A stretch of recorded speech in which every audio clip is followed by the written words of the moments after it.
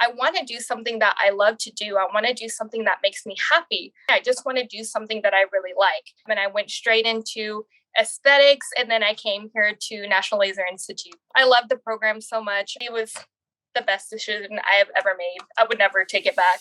Hi, I'm Kristen. Hi, I'm Shelly. Hi, I'm Kelly. We're cosmetic laser instructors at National Laser Institute. Join us on our journey as we share stories of empowered women stepping outside their comfort zones. Our graduates are pursuing a new passion and finding their purpose with cosmetic lasers in the booming med spa world.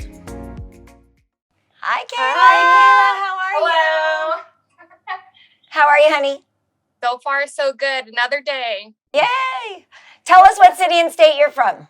I'm from San Antonio, Texas. And which location were you at? It was a destination location, so I attended the Austin, Texas one. And what made you choose us? So I knew that I wanted to be in the aesthetics field, but I wanted to do more than just facials. So of course I looked up lasers, and of course National Laser Institute was the first one that popped up. So I started doing a little bit of research, and I was YouTubing, trying to see any kind of blogs. And I came across this esthetician named Emma Kendall, and I really, really liked her. She blogged like her whole experience there, and it made me be like, wow, like if she can do it, I can do it. She was an esthetician before. She went back to nannying and was like, no, I want to go back, and then I want to do lasers. And she found you guys. So I was like, okay.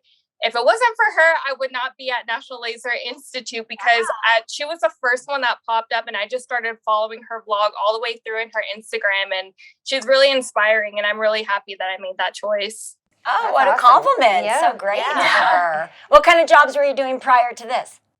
So I was in financing. When I turned 17, I went to the banking route. I did banking for 3 years, kind of like the call center work as well as like the in-branch.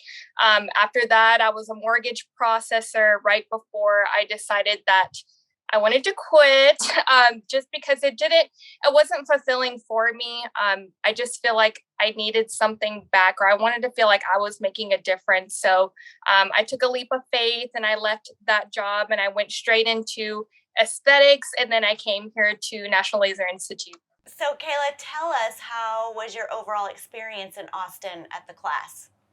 Oh my gosh, I love the program so much. It was quick. It was just so fun that it went by so fast. I wish I was sad, but happy at the same time when I left.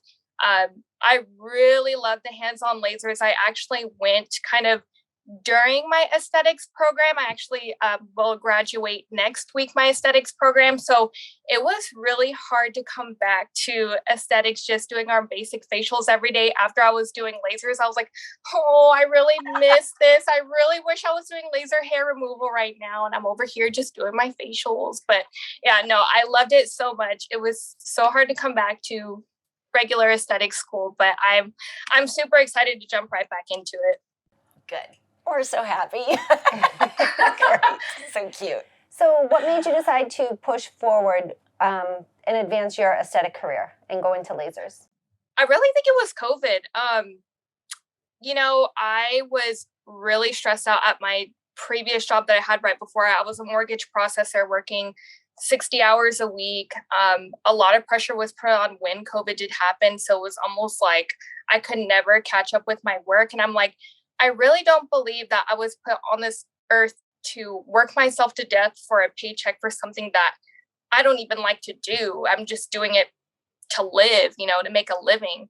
And I decided with COVID, it's just like, if I were to, not make it tomorrow, would I be really happy with the career that I'm doing right now? Would I be really happy with what I'm giving back on this earth right now? And I was like, no, if I have to work, I want to do something that I love to do. I want to do something that makes me happy.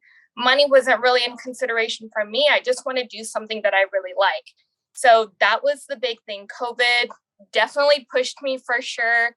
I actually didn't tell anyone. I didn't tell like my dad. I told my mom, but I just didn't want any kind of negative feedback, because, once you're set in finances and things like that, you make a pretty good living. Honestly, you do. You make really good money, but it's just not what made me happy. And I didn't want the outside world telling me like, you're making a mistake. Like, what are you doing? You can't be happy in that field. I know people who are struggling in that field, but honestly, it was the best decision I have ever made. I would never take it back. I love that answer. I do too. And I am a Great firm answer. believer. When you love what you do, honey, it's not work. Exactly. I don't want to feel like I'm a slave every day. So do you feel that when you left, you had a really good foundation and you're well equipped to go out and get the job and do the job? Oh yeah, definitely. I really love that everything was so hands-on, just because whenever, especially when I was going out to places to try and, sell myself, because I've never been in this industry before.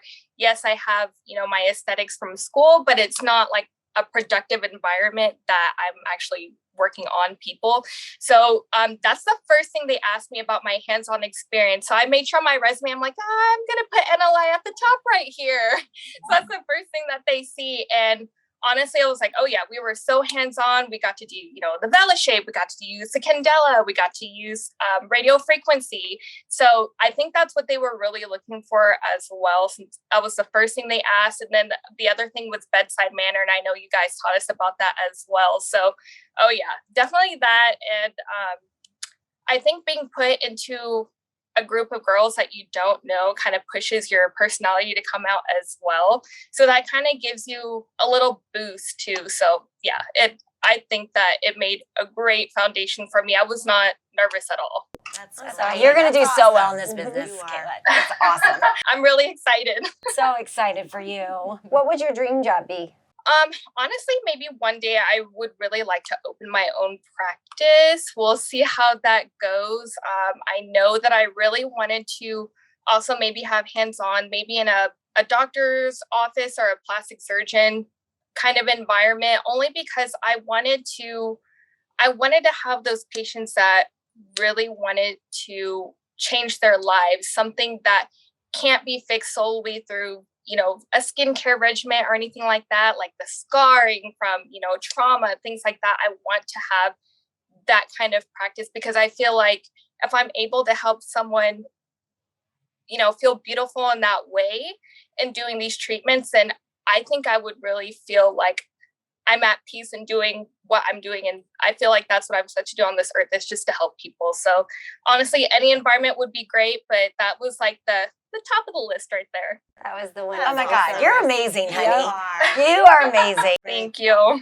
Bye. So either you're currently in the aesthetic and beauty business or thinking about jumping in. Did you know the fastest way to grow any aesthetic or beauty business is with social media, Instagram and Facebook? Follow us at Ask Luology and receive free, complimentary, daily marketing tips and tricks to grow your business and soar on social media. Check it out.